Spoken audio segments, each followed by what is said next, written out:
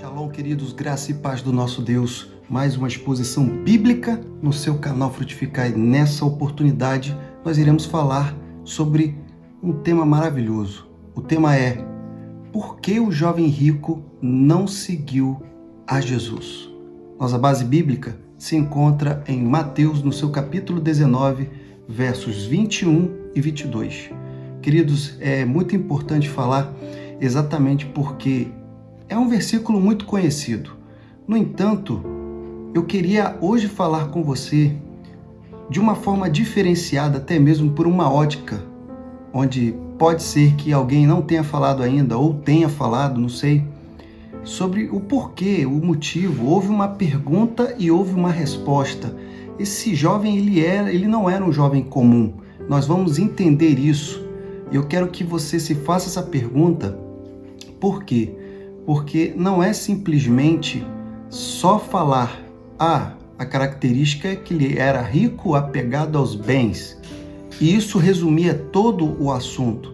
Eu acho que tem algo a mais e é isso que nós queremos examinar hoje. E que pode com certeza também falar aos corações que estão vendo esse vídeo.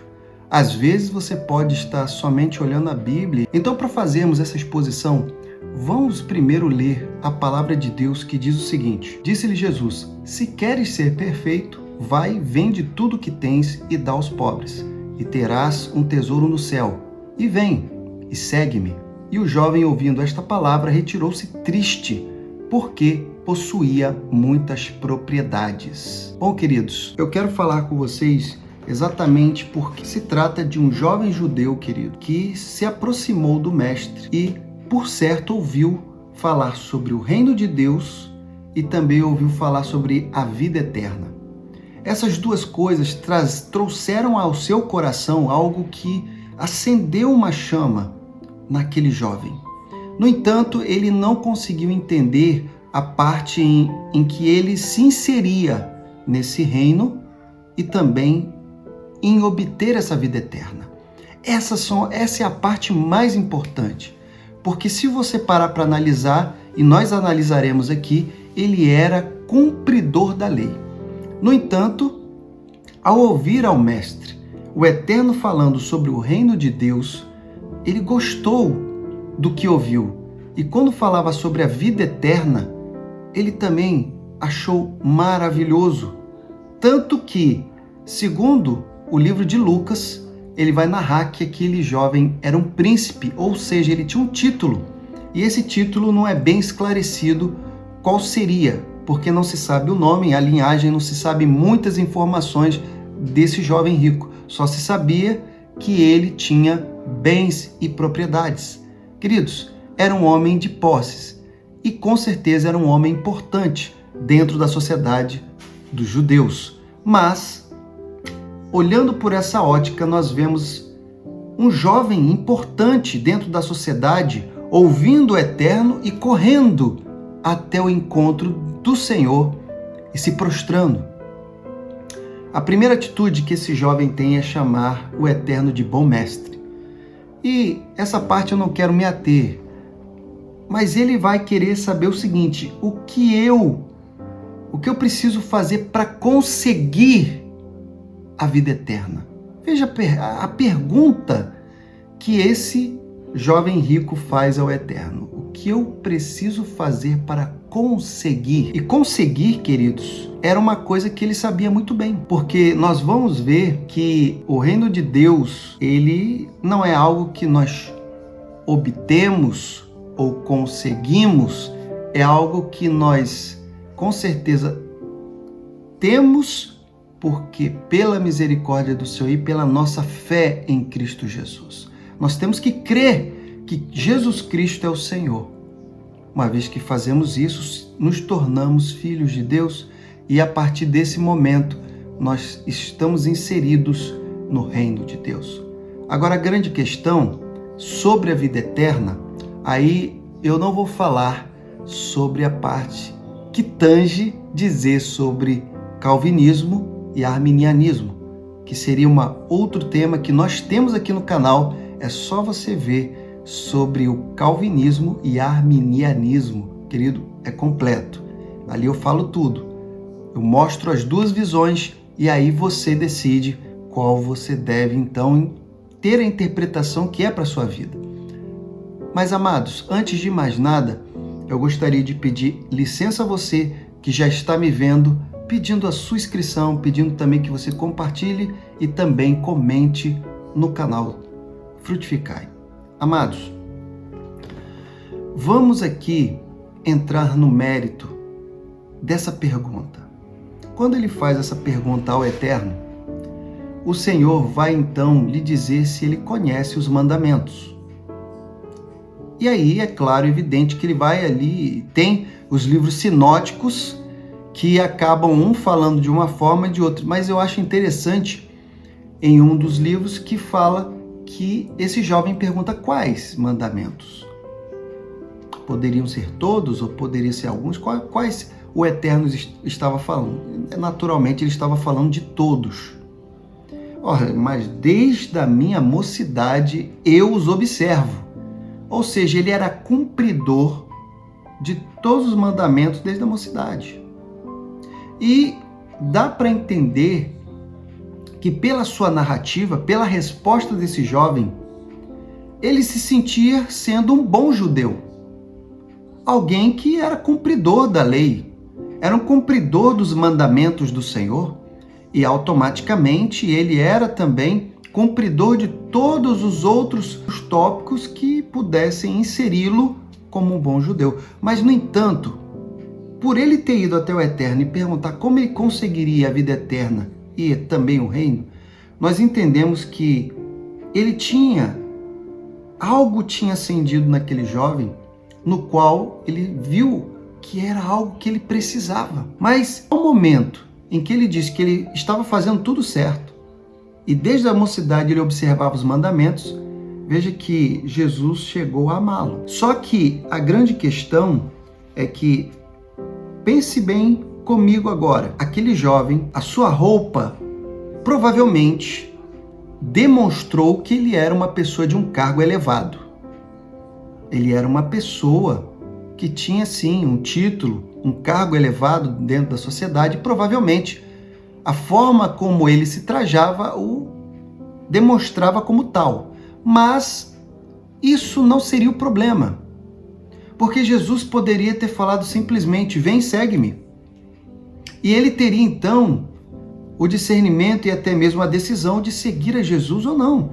Dizer, já que você cumpre os mandamentos, já que você tem feito tudo de forma correta, vem e me segue. Mas a grande questão é que a pergunta de Cristo, ela vai tocar exatamente naquilo que o jovem claramente não falou e que ninguém sabia, a não ser o próprio Eterno.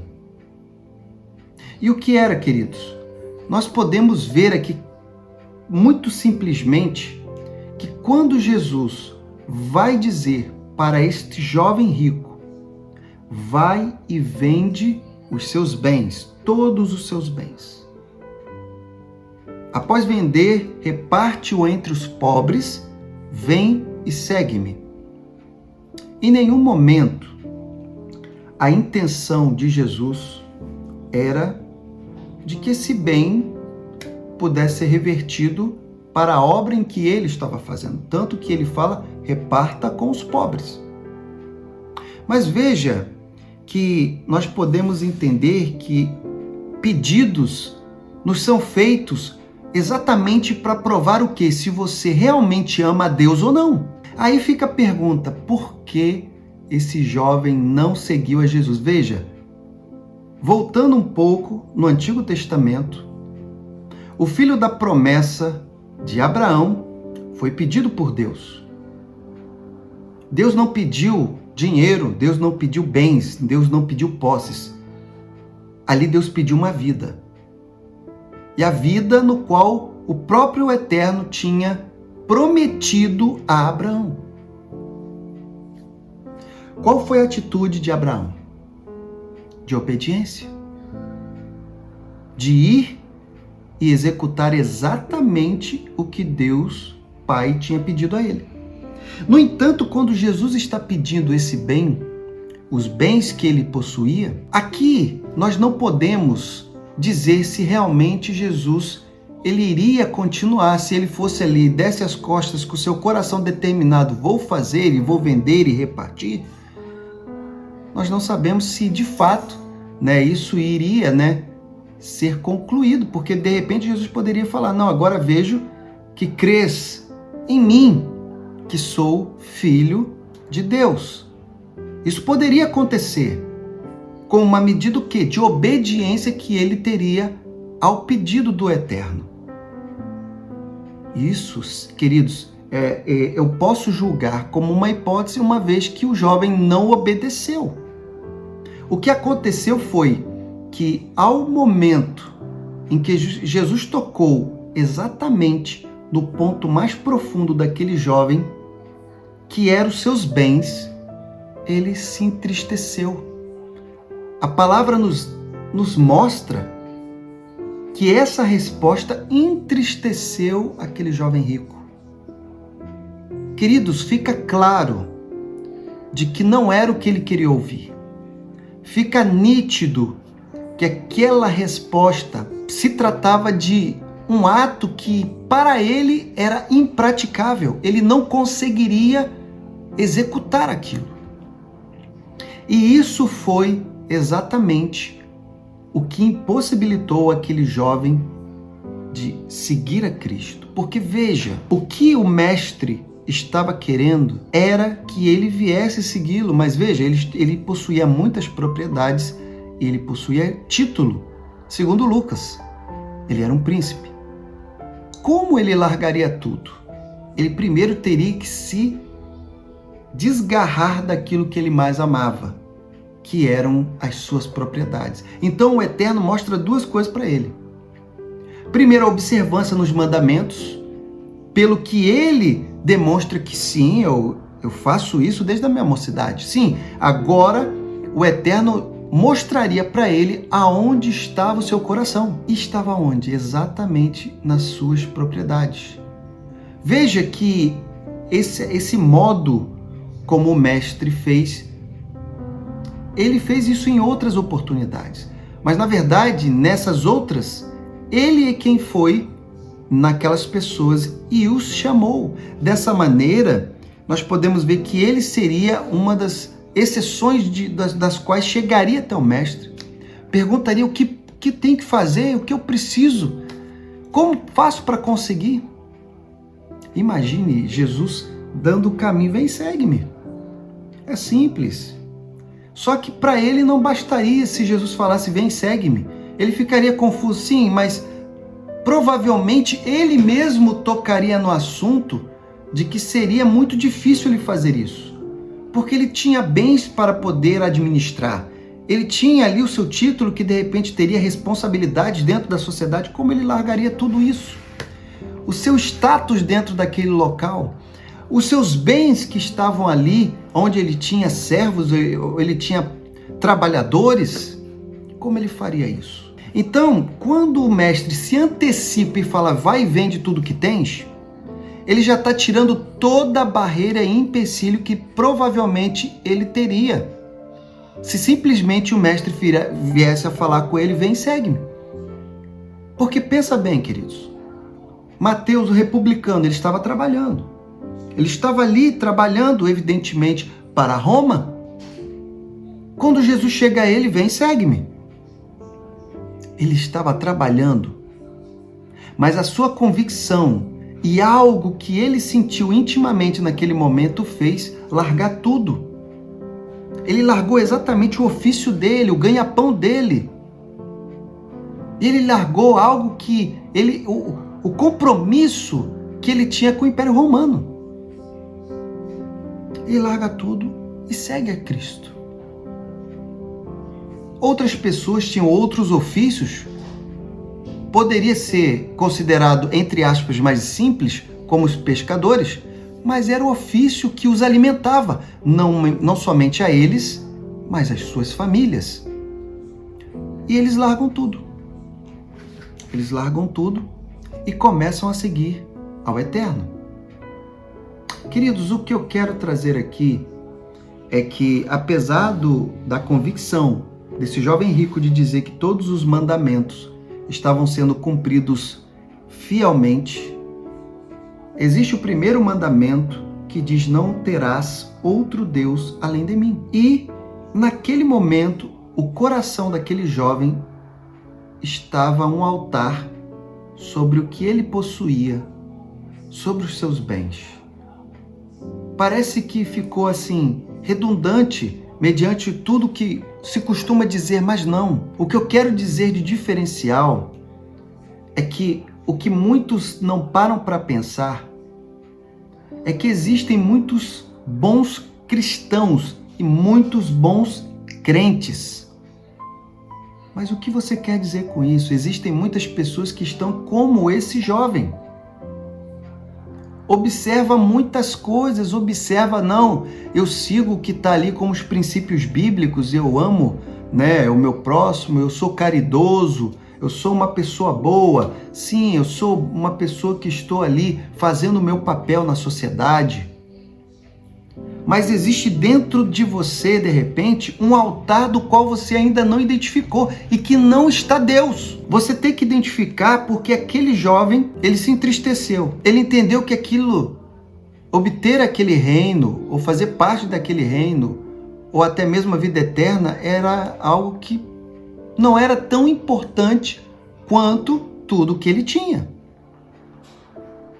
E por que eu estou fazendo uma diferenciação com esse jovem rico agora, trazendo para a nossa realidade, dizendo sobre bons cristãos e bons crentes?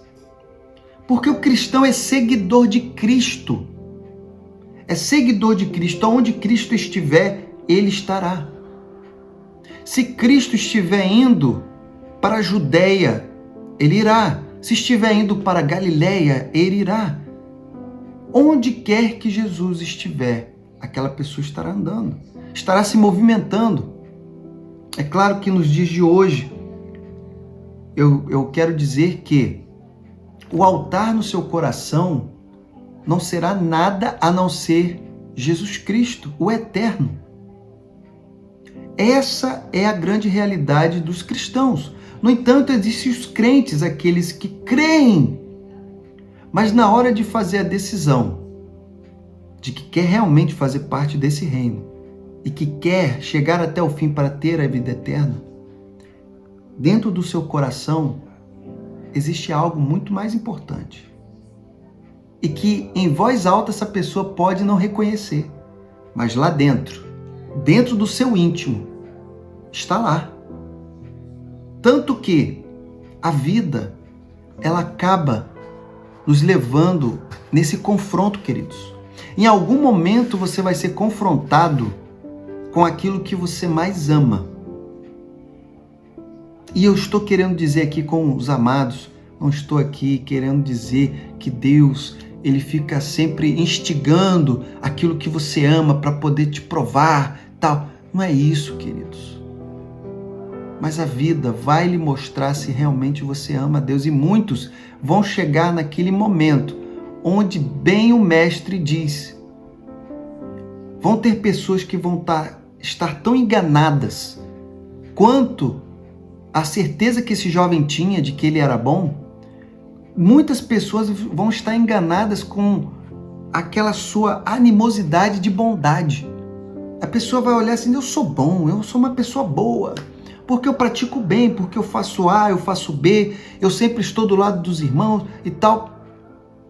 Mas quando o mestre chegar e a realidade da salvação ela for colocada à prova para todos, vai ser naquele momento que muitos, e aí é o momento em que eu trago a diferença desse jovem rico. Porque o jovem rico, por que ele não seguiu a Cristo? Porque existia outro altar em seu coração.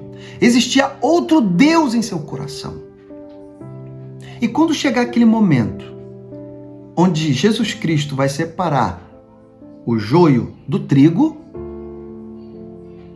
muitos que estão enganados em suas bondades, e eu arrisco aqui dizer, muitas pessoas que têm títulos cristãos, tá, queridos? Que expõem a palavra, que têm cargo na igreja e muitas outras coisas, vão estar tão dentro daquela capa de bondade e que na hora que chegar a separação vai falar assim: Senhor, Senhor, mas eu fiz tanta coisa, mestre. Pai, eu falei em teu nome. Eu preguei a tua palavra. Eu até orei pelos enfermos. Coisas maravilhosas eu fiz em teu nome. Pai, e a palavra que o mestre vai dar vai ser exatamente o que aconteceu com esse jovem. Ele se entristeceu e o que aconteceu? Ele saiu e voltou. Voltou o quê? Para o caminho que diz que não quer fazer parte desse reino e também não quer a vida eterna. Só que o que vai acontecer com muitos crentes, bons crentes, diga-se de passagem, pessoas que até são reconhecidas como boas, é que existe um altar dentro dela, queridos, e que não está Deus. E que no momento em que for separado, essa pessoa vai falar e Cristo vai falar: nunca vos conheci, apartai-vos. Então eu gostaria de hoje, queridos, alertar você que está vendo esse vídeo atrás dessa câmera. Aquele jovem rico teve toda a oportunidade de seguir o mestre, porque quem cuidaria dele seria o Eterno. Ainda que existisse o ensinamento judaico de que prosperidade financeira era sinal de bênçãos de Deus, isso poderia estar na sua mente, mas meu Deus, eu vou abdicar das bênçãos de Deus, eu vou abrir mão das bênçãos de Deus. Ele entendeu pela metade o que era reino de Deus e vida eterna. Você tem que crer, acima de tudo, que Jesus Cristo é o Senhor. E você tem que segui-lo, segundo os seus princípios, e também fazer a vontade dele. E fazer a vontade de Cristo não é simplesmente dizer: eu acredito que o Senhor é o Eterno. Não. Vai existir muitas outras coisas em que você deve realmente demonstrar se você realmente é filho de Deus e crê nele de forma plena. Porque, como eu digo agora, querido, pare agora para pensar, pare agora para meditar dentro do seu íntimo, pare agora para fazer uma introspectiva dentro do seu ser e comece a imaginar se em algum momento você teve alguma situação do qual você sentiu de que você poderia ter tido uma atitude cristã, genuína e verdadeira, e não teve, porque algo lhe impediu, porque algo fez com que... E o que foi esse algo? Foi exatamente, de repente, o seu amor a algo. Esse é o momento de reflexão que eu trago para você, para que você não caia como esse jovem rico, para que você não retroceda, não se entristeça como esse jovem rico, ou até pior, venha se entristecer no momento no qual não tem mais o que fazer. No momento em que Cristo separará o joio do trigo. Esse é o momento, queridos. Por que o jovem rico não seguiu ao mestre? É esse altar que em seu coração existia, em que se ele conhecesse a fundo tudo que o Eterno falava, ele ia ver que, se ele olhasse para o Pentateuco com atenção, ele entenderia que o Pai nunca deixou os seus filhos desamparados. Eles saíram com bens do Egito, saíram, mas não seria o necessário para cruzar o deserto até chegar à Terra Prometida. Tanto que o Pai sempre os protegeu e os abençoou.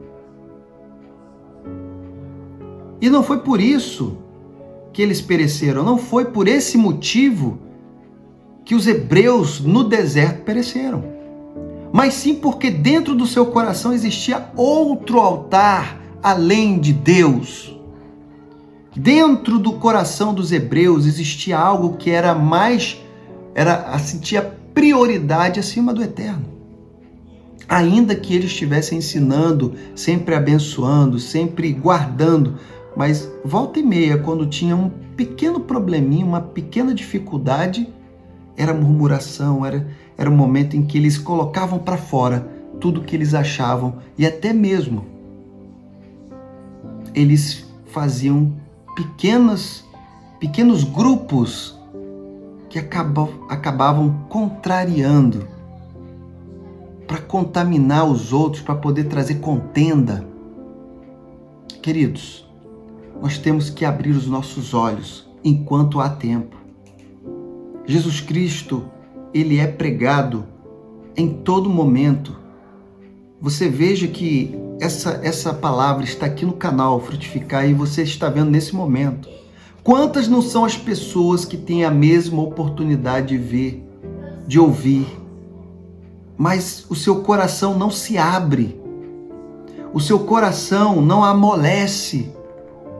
E de muitos outros, o coração está o quê? Com uma capa, como se estivesse cegando a pessoa de enxergar. A pessoa só entende que é boa. Não, eu já estou fazendo os princípios de Deus, eu já estou fazendo o que realmente precisa ser feito. Já estou aqui, sempre estou em comunhão com o Senhor, estou ali indo, já fui batizado, faço parte da ceia do Senhor, ajudo os irmãos e assim vai. Mas existem altares, queridos, que se você não larga lá na frente, queridos, a surpresa vai ser grande e dura. Por isso, compreendamos e oremos para que não sejamos pegos de surpresa ou até mesmo sejamos desagradavelmente separados eternamente do nosso Deus. Que o Senhor lhe abençoe, que o Senhor lhe guarde e que o Senhor também lhe dê o discernimento em nome de Jesus.